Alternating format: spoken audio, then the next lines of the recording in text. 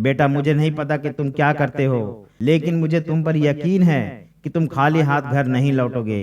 यह बात सुनकर सुरेश जोर जोर से रोने लगा, क्योंकि शायद अब सुरेश को अपनी गलती का एहसास हो गया था। इसलिए अपने पिताजी से कहा, पिताजी बस 6 महीना और दे दो।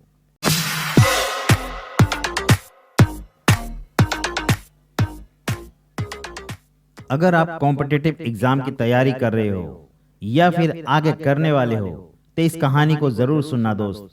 कहानी छोटी है, लेकिन अगर आप समझ गए ना तो आपकी जिंदगी बदल जाएगी। तो चलिए इस कहानी को शुरू करते हैं। सुरेश नाम का एक लड़का जो एक छोटे से गांव से बिलोंग करता था। माँ हाउस वाइफ थी और पिता एक रिक्शा चालक था, जो सुबह 3 बजे रिक्शा लेकर निकलते और रात के 10 बजे घर आते। दोस्तों, रिक्शा चलाने का दर्द सुरेश के पिताजी को अच्छे से पता था, इसलिए अपने बेटे को पढ़ा लिखा करके सरकारी नौकरी दिलाना चाहते थे, ताकि सुरेश पूरी लाइफ अच्छे से जी सके। 12th कंप्लीट होते ही सुरेश के पिताजी ने सुरेश को पटना भेज दिया, ताकि सुरेश को एक अच्छा माहौल मिल सके और कॉम्पिटिटिव एग्जाम की तैयारी कर सके। सुरेश पढ़ाई में नॉर्मल था, वह गांव के सरकारी स्कूल से पढ़ा लिखा था। सुरेश तो पटना चला गया, लेकिन उसे यह नहीं समझ आ रहा था कि आखिर वह किस एग्जाम की तैयारी करे। सुरेश कई सारे कोचिंग संस्थान में गया, रूम के अगल बगल सीनियर से भी बात किया।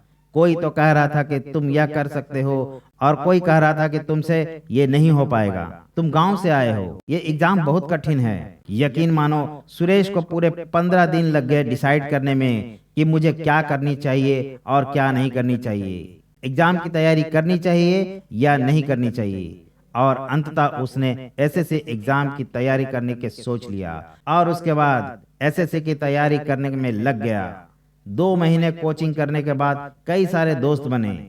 कुछ दोस्त तो अच्छे थे और कुछ दोस्त बुरे। कोचिंग जाते जाते पता नहीं इससे कौन कह दिया कि तुम्हारे पास अभी बहुत समय है, अभी 12th का एग्जाम ही पास किए हो, आराम से तैयारी करो, 3 साल के बाद डायरेक्ट सीजीएल का एग्जाम दो और इंस्पेक्टर बनो। और यह बात सुरेश के मन में बैठ गया कि अब तो मुझे सीजीएल का एग्जाम ही देना है। अब ना तो एमटीएस का फॉर्म भरना है और ना ही सीएचएसएल का, सीधा 2 साल के बाद सीजीएल का एग्जाम ही देना है। दोस्तों, अब ना तो सुरेश पर कोई एग्जाम का प्रेशर था और ना ही कोई लक्ष्य। धीरे धीरे सुरेश पढ़ाई कम और दोस्तों के साथ टाइम पास ज्यादा करने लगा। वह सिर्फ यह सोच करके कि मेरे पास बहुत समय है, आखिर के 1 साल मन लगाकर पढ़ लेंगे और मेरा सिलेक्शन हो जाएगा। लेकिन ऐसा कुछ भी नहीं हुआ।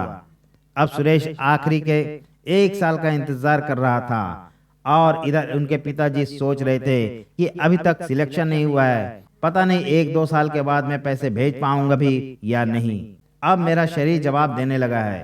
शर्मा जी तो बोलते थे कि 1 साल काफी होता है कॉम्पिटिटिव एग्जाम के लिए, लेकिन मेरे बेटे का तो 1.5 साल हो गया है, लेकिन अभी तक कोई खुशखबरी नहीं आई है। दोस्तों, अब तक सुरेश का ग्रेजुएशन भी कंप्लीट हो चुका था, लेकिन तैयारी के नाम पर कुछ भी नहीं, क्योंकि वही आदत लगा हुआ था दोस्तों के साथ रातों में पार्टी करना। एक दिन रात के 11 बजे पिताजी का फोन आता है और कहते हैं कि बेटा अब और कितना समय लगेगा, 3 साल हो गए हैं तुम्हारी तैयारी का, अब मुझसे रिक्शा नहीं खींचा जाता है। माँ के पास जो कुछ गहने थे उसको बेचकर पैसा भेज दिया, आधी जमीन बिक चुकी है। मन लगाकर पढ़ाई करना। गांव के लोग ताने देते हैं, जहां जाता हूं सिर्फ यही सवाल पूछा जाता है कि जमीन बेचकर पैसे भेजे थे, सिलेक्शन हुआ या नहीं हुआ। अब मैं उनको क्या जवाब दूं? मुझे वहां से सर झुकाकर आना पड़ता है। बेटा मुझे नहीं पता कि तुम क्या करते हो, लेकिन मुझे तुम पर यकीन है कि तुम खाली हाथ घर नहीं लौटोगे। यह बात सुनकर सुरेश जोर जोर से रोने लगा, क्योंकि शायद अब सुरेश को अपनी गलती का एहसास हो गया था। इसलिए अपने पिताजी से कहा, पिताजी बस 6 महीना और दे दो, अब आपको गहने बेचने की जरूरत नहीं पड़ेगी। इतना कहकर सुरेश ने फोन काट दिया और सबसे पहले उसने उन रास्तों को बंद कर दिया जो पढ़ाई में बाधा डाल रहा था। अब कोई भी कहीं जाने को बोलता तो इसका एक ही जवाब था, मुझे पढ़ना है। और दोस्तों यकीन करो कि 6 महीने के कड़ी मेहनत के बाद सुरेश इंस्पेक्टर बनकर ही अपना घर वापस लौटा। तो दोस्तों याद रखना कि लाइफ में कभी भी सिचुएशन एक समान नहीं होता। अगर आपको पढ़ने की अपॉर्चुनिटी मिली है तो पढ़ाई करो। सुरेश अगर 2 साल पहले से ही मेहनत कर लिया होता तो आज शायद उनके पिताजी को जमीन और माँ के गहने नहीं बेचने पड़ते। इसलिए वक्त रहते हुए मेहनत से मन लगाकर पढ़ाई करो दोस्त, और अपने माँ बाप का नाम रोशन करो। अगर आपको इस वीडियो से थोड़ी सी भी मोटिवेशन मिली हो तो वीडियो को लाइक करके ज़्यादा से ज़्यादा शेयर कीजिए दोस्तों, और चैनल को सब्सक्राइब जरूर कीजिएगा दोस्तों। धन्यवाद।